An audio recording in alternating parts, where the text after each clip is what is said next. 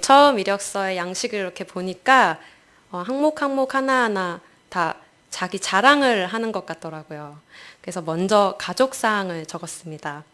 저는 기독교 가정에서 태어나 2남 1녀 중 장녀입니다. 모두 신앙을 갖고 계시는 부모님 밑에서 자라서 자연스럽게 모태신앙을 갖게 되었습니다. 다음은 학력사항이 있었는데요. 대학교에서는 신학을 전공했고 지금도 신학대학원에 재학 중인 신학생입니다. 다음으로는 사역사항이 있더라고요. 아무래도 모태신앙으로 오래 교회를 다니다 보니까 어렸을 때부터 청소년부 회장, 청년부 리더, 교회학교 교사, 교육전도사 등등 꽤 한 일이 몇 가지 있더라고요. 뭔가 이걸 내 손으로 적는다는 게 참 부끄러웠지만 모두 적었습니다. 그리고 나의 이력이 종이 한 장에 모두 적히는 것을 보고 많은 생각이 들었습니다. 그리고 나는 모태신앙인이구나, 나는 신학생이구나, 나는 전도사구나, 이렇게 한 줄로 나를 요약할 수 있게 되었습니다. 특별히 오늘 말씀을 준비하면서 제가 전도사라는 사실을 더욱 실감하게 되었는데요. 그래서 표면적으로 누가 너는 누구냐라고 묻는다면 쉽게 대답할 수 있을 것 같아요. 저는 뜨인돌교회 전도사고요. 대학에서 신학을 전공했고 지금도 신학대학원에서 신학을 배우는 신학생입니다. 부모님도 모두 교회에 다니시고요. 저는 모태신앙인입니다. 이렇게 말할 수 있을 것 같아요. 그런데 제가 십자가 앞에 섰을 때 너는 누구냐라고 묻는다면 얘기가 많이 달라집니다. 나를 둘러싸고 있는 그럴싸한 조건들, 자격들이 아무 소용이 없어지는 것 같았어요. 십자가 앞에서는 내가 전도사든 신학생이든 신앙생활을 오래 했든 부모님이 신앙인이시든 무엇이든지 다 벌거벗겨지는 것 같은 느낌이 들었어요. 그리고 남는 것은 내가 참으로 예수 그리스도의 십자가를 경험한 사람인가, 그리고 내가 참으로 나를 부인하고 십자가를 지는 삶을 사는 사람인가 라는 질문이 남게 되었습니다. 여러분은 어떠실까요? 저는 뜨인돌교회 성도 여러분에게도 동일한 질문을 드리고 싶습니다. 여러분이 입고 계시는 여러 가지 옷을 모두 벗어버리시고 십자가 앞에 섰을 때 무엇을 자랑하시겠습니까? 나의 모든 것들이 정직하게 드러나는 그 순간 나는 과연 누구일까요? 그때 내가 내놓는 그것이 바로 나의 전부일 것이며 내가 가장 사랑하는 것, 내가 가장 소중히 여기는 그것일 겁니다. 그리고 그것이 나의 존재를 설명해 주고 있을 겁니다. 그것이 바로 나인 것입니다. 십자가 앞에서 나의 자랑은 무엇입니까? 이처럼 십자가 앞에서 나의 자랑, 그 자랑하는 것이 나를 나타내고 있는 나라는 사실을 기억하시면서 오늘 예배의 시간, 십자가 앞에 자신을 정직하게 세우시는 은혜의 시간이 되시기를 바랍니다. 오늘 우리가 읽은 본문은 갈라디아 교회에 바울이 쓴 편지예요. 마지막 부분에 해당하는 말씀인데요. 바울이 갈라디아 교회에게 편지를 이렇게 쓴 동기는 갈라디아 교회에 문제가 발생했기 때문입니다. 이 문제의 핵심은 갈라디아 교회에 가만히 들어온 거짓 형제들이 전하는 다른 복음에 성도들이 미혹되었기 때문입니다. 이 거짓 형제들은 표면적으로는 그리스도인이었지만 모세의 율법대로 할례를 받지 않으면 구원을 얻지 못할 것이다 라고 주장하는 유대주의자들이었습니다. 그렇다면 본래 바울이 갈라디아 교회에 전했던 복음은 무엇일까요? 제가 갈라디아서 1장 4절을 읽어드리겠습니다. 그리스도께서 하나님 곧 우리 아버지의 뜻을 따라 이 악한 세대에서 나를 건지시려고 우리 죄를 대속하기 위하여 자기 몸을 주셨으니, 그러니까 하나님의 뜻을 따라 이 악한 세대에서 우리를 건지시려고 우리를 대속하기 위하여 자기 몸, 즉 예수 그리스도께서 십자가에서 죽으셨다. 이것이 바로 바울이 전한 복음이었습니다. 그런데 갈라디아 지역 교회 안에 다른 복음을 전한 자들, 즉 유대주의자들은 어떤 자일까요? 오늘 본문 12절에서부터 13절을 같이 읽어보도록 하겠습니다. 시작! 무릇 육체의 모양을 내려하는 자들이 억지로 너희에게 할례받게 함은 그들이 그리스도의 십자가로 말미암아 박해를 면하려 함뿐이라. 할례를 받은 그들이라도 스스로 율법은 지키지 아니하고 너희에게 할례를 받게 하려는 것은 그들이 너희의 육체로 자랑하려 함이라.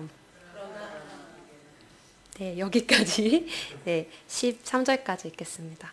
할례를 받지 않으면 구원을 받지 못할 것이다 라고 말하는 그들은 그리스도께서 죄를 위하여 자기 몸을 주셨다라는 그 십자가의 복음 자리에 할례라는 육체의 모양, 즉 외적인 표징으로 그 자리를 대신하려고 했습니다. 이 외적인 표징을 통해서 자신이 하나님의 백성이라는 것과 구원의 자격을 가진 삶을 충분히 살고 있다고 스스로 여겼던 것입니다. 그런데 실상은 어떨까요?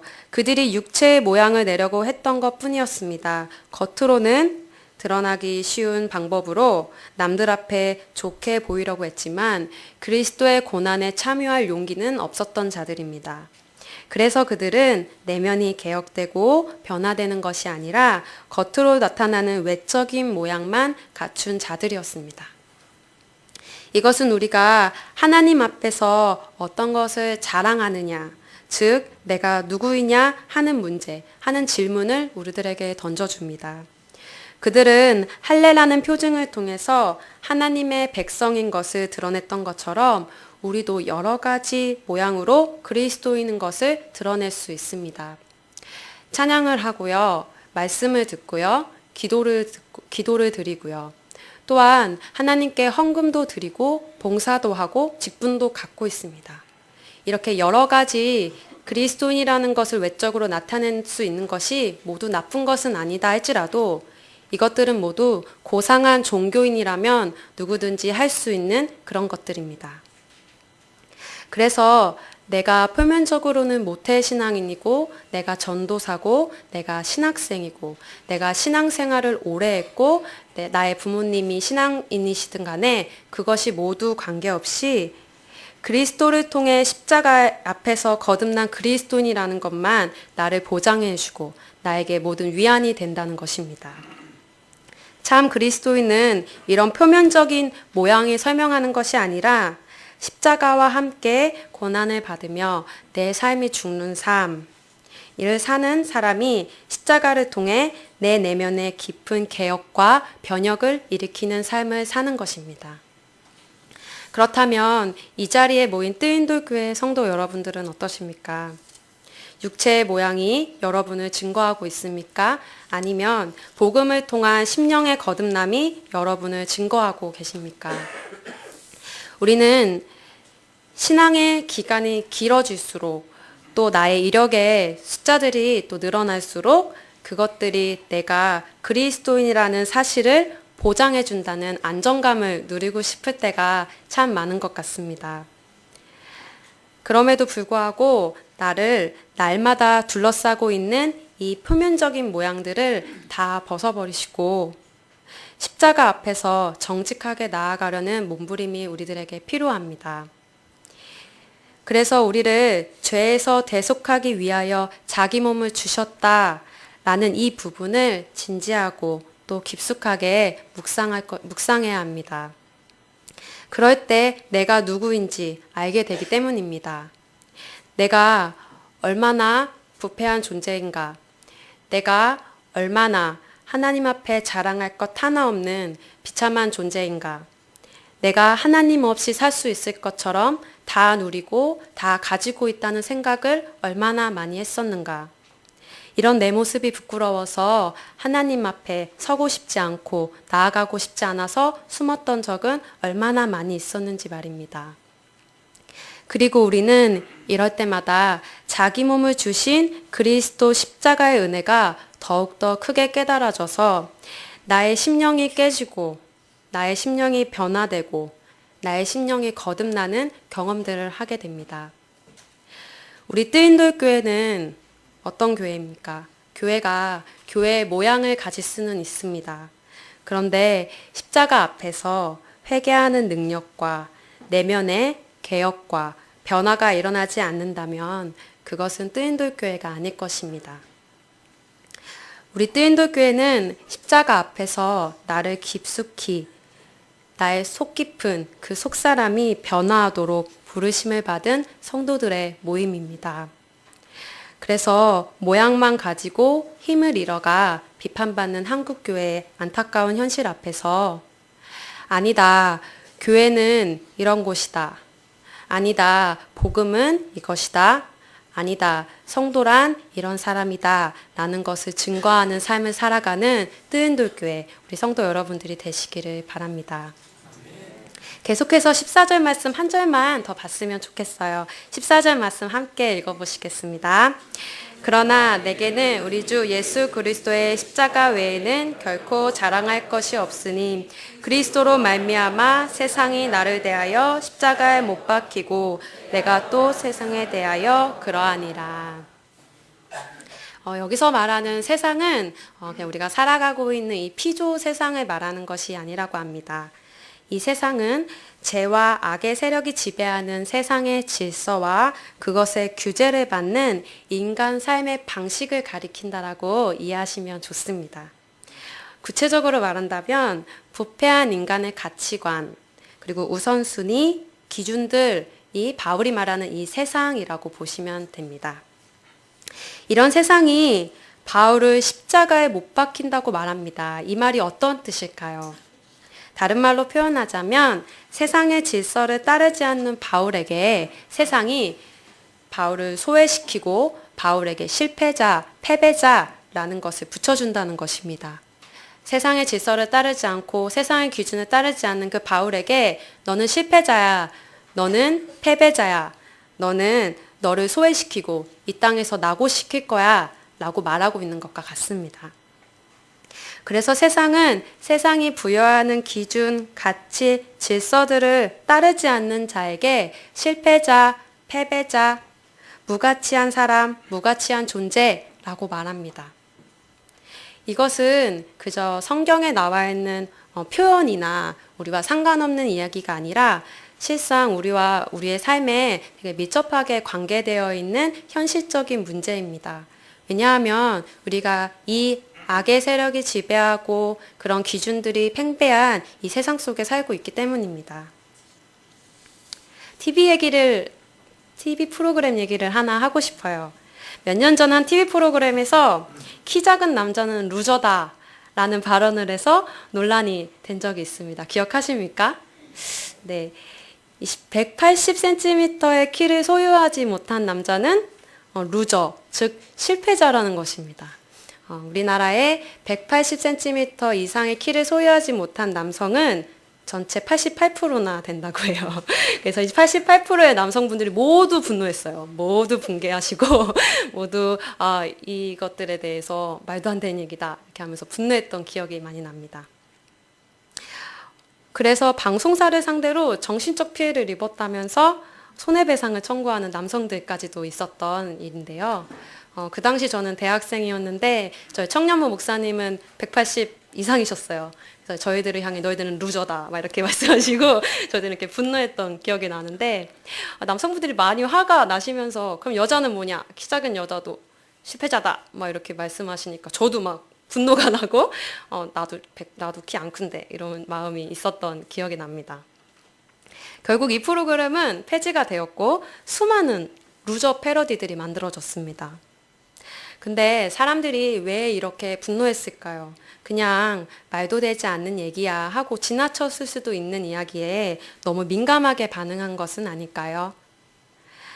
제 생각엔 아마 모두 두려웠을 거예요. 왜냐하면 세상이 요구하는 외모, 학력, 능력, 스펙을 채우지 못하면 실패자라는 소리를 들어야 하는 이 현실이 너무 싫었을 거예요. 그래서 이 세상이 규정해 놓은 기준들이 인간의 가치를 결정하는 구조 속에서 우리는 살고 있습니다. 그래서 이 세상에서 나의 가치를 인정받지 못할까 봐 우리들은 두려워하면서 애를 쓰면서 살아가고 있습니다. 그런데 이런 모습이 그리스도인들에게도 마찬가지인 것 같아요. 돈과 명예, 권력, 이런 것들이 핵심이 되는 이 세상의 주류에 내가 편승되지 못할까봐 우리는 애를 쓰며 살아갑니다. 그것이 죄악되고 악할지라도 그 질서에서 내가 도태될까봐 우리는 두려워할 때가 참 많은 것 같습니다. 그런데 이어지는 바울의 한마디가 이런 저의 두려운 마음을 크게 두근거리게 하고 크게 한 대 친 것처럼 강한 충격을 줬어요. 바울이 이렇게 말합니다. 나 또한 세상에 대하여 그렇다. 이게 무슨 말일까요? 저에겐 이렇게 들리는 것 같습니다. 세상이 나를 소외시키고 실패자처럼 여길 때 정말 미안하지만 세상이 나를 소외시키는 것이 아니라 죄와 악을 따르는 이 세상의 가치관, 기준, 내가 따르지 않는 것이다. 이렇게 말하고 있는 것 같아요. TV 프로그램 이야기를 하나만 더 해볼까요? 혹시 힐링 캠프라는 프로그램 아시나요? 네, 다 많이 아시죠? 그 프로그램은 이제 유명인들을 초대해서 인터뷰하는 토크 프로그램입니다. 그 프로그램에 언젠가 양현석이라는 사람이 나온 적이 있습니다. 이 사람은 서태지와 아이들이라는 유명한 가수였고 지금은 유명한 가수들을 양성하고 관리하는 대형 엔터테인먼트 소속사의 대표이기도 합니다. 네, 이 사람에게 이 세상에서 가장 무서운 사람은 누구입니까? 라는 질문을 했더니 이 사람의 대답이 필요한 게 없는 사람이 이 세상에서 가장 무서운 사람이다 라는 대답을 한 적이 있습니다. 제가 생각해봐도 그런 것 같아요. 이 세상에서 필요한 게 없는 사람, 이 세상에 대해서 아쉬울 게 없는 사람처럼 무섭고 당당한 사람은 없는 것 같습니다. 저의 얘기를 한번 해볼게요. 저는 지금 학교에서 기숙사 생활을 하고 있는데요. 이제 4명씩 한 방에서 지내고 있습니다. 그래서 저는 이제 언니 2분과 저와 이렇게 1살 어린 동생이 이렇게 같이 지내고 있는데 혹시 밀당이라고 아시나요? 밀당이라고 아시나요? 밀당이란 그 호감을 가진 두 남녀가 이제 호감을 주고받는 과정에서 이렇게 밀쳐내기도 하고 이렇게 당기기도 하는 것을 밀당이라고 표현해요. 그래서 이 밀당을 잘해야 그 관계가 발전이 돼서 연인 관계까지 이렇게 성공할 수 있는 확률이 많아집니다.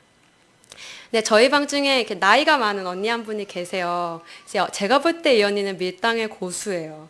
그래서 밀고 당기는 거 참 잘하는 것 같은데, 이제 그 언니가 저와 1살 어린 저와 같이 방을 쓰는 동생을 보고 참 답답해 합니다. 이제 저와 동생은 좋으면 좋고, 이렇게 싫으면 싫고, 막 이런 식이라서 언니가 그러면 안 돼! 이렇게 하면서 이제 몇 가지 자기의 얘기들을 이렇게 막 해주는데, 이제 들어보면 이 언니가 하는 방법은 아쉬울 게 없는 사람처럼 남자를 대하는 것 같아요. 이게 언니도 이 상대방 남자가 좋아요. 호감이 있어요. 근데 내가 시간은 없지만 만나주는 거야. 내가 시간이 없고 바쁘지만 만나줄게. 이렇게 아쉬울 것 없는 사람처럼 상대방을 대하더라고요. 근데 상대방은 그러면 더, 이 사람이 나에게 더 소중해. 이것들을 더 깨닫는 것 같아요. 그래서 언니를 보면서 제가 많이 배우고 있는데 아직은 많이 모자란 것 같습니다. 어찌되었든 바울은 이와 조금 다른 것 같긴 하지만 바울도 마찬가지였습니다. 바울에게는 죄와 악으로 부패한 세상의 가치관, 기준이 아쉽지가 않았습니다. 중요하지도 않았습니다. 그래서 이것들이 바울에게 어떠한 영향, 그 어떠한 영향력도 끼치지 못하게 되었습니다. 우리가 이미 잘 알고 있듯이 바울은 그 누구보다 세상적인 가치와 기준으로 자랑할 것이 참 많았던 사람입니다. 그런데 예수를 만난 바울은 세상의 기준으로 도무지 자랑할 것 없는 멸시와 조롱과 수치의 십자가를 자기의 자랑으로 삼았습니다. 그 십자가의 복음이 그의 생각을 다스렸고 그 삶의 방식을 결정했던 것입니다. 바울에게 있어서 십자가는 최우선의 차원을 넘어서서 그에게 전부였던 것입니다. 마지막으로 여러분에게 질문을 드립니다. 십자가 앞에서 나는 무엇을 자랑하십니까? 자랑하는 그것이 내가 가장 사랑하는 것입니다. 그것이 바로 나입니다. 내가 만약 돈을 제일 사랑하고 추구한다면 돈이 나의 자랑이고 돈이 나입니다. 내가 만약 사람들에게 인정받기 위해 노력하고 살아가고 있다면 그것이 나의 존재를 설명하고 있습니다. 우리가 그리스도인이라고 말하면서 이 땅을 살아갈 때 세상의 질서와 규제를 받는 삶을 살아가고 있다면 그것은 이름뿐인 그리스도인일 것입니다. 내가 십자가 앞에서 나는 죽는다고 말하면서 구체적인 현실에서 내 삶의 방식과 욕심을 따라서 삶의 계획, 삶의 방향, 삶의 목적, 삶의 동기를 결정한다면 그것 또한 이름뿐인 십자가 붙들고 있는 사람일 것입니다. 이런 경우가 참 많은 것 같아요. 사실은 제가 많이 헷갈려 했던 것 같아요. 세상에서도 뒤지지 않고 좀 더 현실적으로, 좀 더 합리적으로, 좀 더 실속 있게 살려고 제가 많이 노력했던 것 같아요. 십자가를 의존하기보다는 하나님은 그저 나의 삶을 도우시는 분일 뿐, 그저 거둘 뿐, 그저 도울 뿐, 내 삶의 주인은 하나님으로 두지 않고 내가 내 삶의 주인이 되어서 나의 욕심을 채우려는 생각이 머릿속에 가득할 때가 한두 번이 아니었습니다. 아마 우리 모두가 연약한 인간이기 때문에 그런 것 같은데요. 저희 교회에는 참회 기도를 하는 예배 순서가 있죠. 사실 저는 이때마다 제 자신이 부끄러워서 아무 말도 못하고 그저 눈만 감고 있을 때가 많이 있었습니다. 어떤 생각이 들어서 그랬냐면요. 사람이 양심이 있지. 어제도 죄 짓고 오기 전에도 죄 지었는데 여기서 기도하고 예배드리는 그 자리가 너무 불편했어요. 전도사인데도 그런 마음이 들 때가 너무너무 많아요. 그런 기분이 너무 싫어서 하나님을 피해버리고 싶고 하나님으로부터 숨고 싶을 때가 참 많은데 그때마다 저를 붙들어 이 예배 자리에 말씀을 듣게 인도한 한 가지가 있습니다. 그것이 바로 그리스도의 십자가 보혈이었습니다. 그것을 느끼고 깨닫는 그 예배 자리에서 결국엔 이런 기도를 하게 되더라고요. 하나님, 내가 이렇게 부패하고 내가 이렇게 하나님 앞에 냄새나고 부패한 존재라는, 비참한 존재라는 것을 아시기 때문에 이 땅에 예수님을 보내신 것이죠. 내가 이 모습으로, 내가 나의 힘으로 하나님 앞에 갈 수 없다는 것을 아시기 때문에 나에게 그 십자가 보혈의 옷을 입혀주신 거죠. 내 모습으로는 정말 염치 없지만, 내 모습으로는 갈 수 없지만 십자가에 의지해서 나아가니 용서해 주세요. 이런 기도가 제 안에 나올 때 하나님의 사랑이 더 크게 느껴지더라고요. 이처럼 우리는 우리가 추구하는 삶의 가치관, 목표, 방향, 동기까지도 모두 성경 말씀에 합당할 수 있도록 그리스도 십자가를 의지하는 몸부림이 필요합니다. 그리고 우리는 우리의 연약함을 그 누구보다 자신 스스로 잘 알기 때문에 기도함으로 도우심을 구할 수밖에 없을 것입니다. 그렇다면 우리는 그리스도인은 어떻게 살아야 할까요? 무엇을 기준으로 살아야 할까요? 1부 예배 때는 그냥 제가 답을 말씀드렸는데요. 2부 때는 좀 많은 분이 계시니까 여쭤보고 싶어요. 저희는 어떤 기준을 살아가야 할까요? 제 눈을 다 피하시는데요. 네, 이런 게 참 어렵죠. 저도 왜 설교하시는 분들이 이런 질문을 하실까 이런 생각이 많이 드는데 많이 궁금해요. 어떤 생각을 하시는지. 모두 다 아시겠지만 말씀이겠죠. 그렇기 때문에 이 자리에 모여서 함께 예배드리고 말씀을 듣고자 하시는 여러분을 진심으로 환영합니다. 우리가 말씀대로 살기 위해서는 말씀을 잘 알아야 하는데 혹시라도 아는 것만 중요한 것이 아니다. 그대로 살아가고 믿고 아는 대로 살아가는 삶이 중요하다라고 생각하는 분이 혹시 계실까요? 저도 마찬가지입니다. 알고 믿는 대로 행하지 않고 살아갈 수 없는 삶이라면 그것이 무가치해지지 않을까라는 고민을 많이 합니다. 그럼에도 불구하고 분명한 것은 우리가 무엇을 믿는지, 무엇을 아는지에 그것들을 알지 못하면 우리가 어떻게 살아야 하는지도 알 수 없습니다. 다른 말로 표현해 보겠습니다. 잘 들어보시고 생각해 보시기 바랍니다. 머리에 있는 하나님의 말씀이 가슴에 종종 없을 수도 있지만 머리에도 없는 하나님의 말씀이 가슴에 있을 수는 없다. 네. 딱 띄워주셨는데요. 말장난 같기도 하고 이게 무슨 말이야 싶으시죠? 다시 한번 읽겠습니다. 잘 생각해 보시기 바랍니다. 머리에 있는 하나님의 말씀이 가슴에 종종 없을 수도 있지만 머리에도 없는 하나님의 말씀이 가슴에 있다는 것은 불가능합니다. 그렇기 때문에 우리들은 아는 것, 우리들이 믿는 것에 대한 관심을 좀 더 가져야 하는데요. 이 말은 제가 한 말이 아니라 신학자이자 목사님이신 알시스 스프라울이라는 분이 하신 말씀입니다. 이것이 무슨 말일까요? 무엇을 믿느냐 하는 문제가 해결되지 않고서는 우리가 어떻게 사느냐에 대한 문제는 해결될 수 없다는 것입니다. 그렇기 때문에 이 사실을 잘 기억하시면서 오늘과 같이 하나님의 말씀을 사모하시고 하나님을 알아가기에 끊임없이 노력하셔서 그리스도의 십자가의 복음이 우리들의 삶에 어떻게 효력을 발생시키는지 삶으로 느끼고 삶으로 경험하는 우리 뜨인돌 교회의 모든 성도 여러분이 되시기를 간절히 소망합니다. 말씀을 마무리하겠습니다. 여러분이 자랑하는 것은 무엇입니까? 여러분이 사랑하는 것은 무엇입니까? 그것이 바로 나입니다. 하나님의 뜻을 따라 이 악한 세대에서 우리를 건지시려고 우리를 대속하기 위하여 자기 몸, 예수 그리스도가 죽으신 그 십자가 복음 앞에서 내가 무엇을 자랑하며 무엇을 사랑하며 나는 누구인가를 심령 깊숙이 묵상하여 변화되는 그리고 거듭나는 그리스도인이 되시기를 바랍니다. 그래서 이 세상이 지배하는 가치관, 기준, 질서에 따라 육체의 모양을 따르는 데만, 육체의 모양을 만드는 데만 급급한 삶을 사는 것이 아니라 그리스도의 십자가 복음이 전부가 되어서 나의 생각과 나의 삶의 방식을 지배하도록 하여 세상이 감당하지 못할 그리스도의 강한 군사로 이 땅에서의 삶을 넉넉히 살아가시고 넉넉히 이겨가시는 우리 뜨인돌 교회 모든 교우분들이 되시기를 간절히 기도드립니다.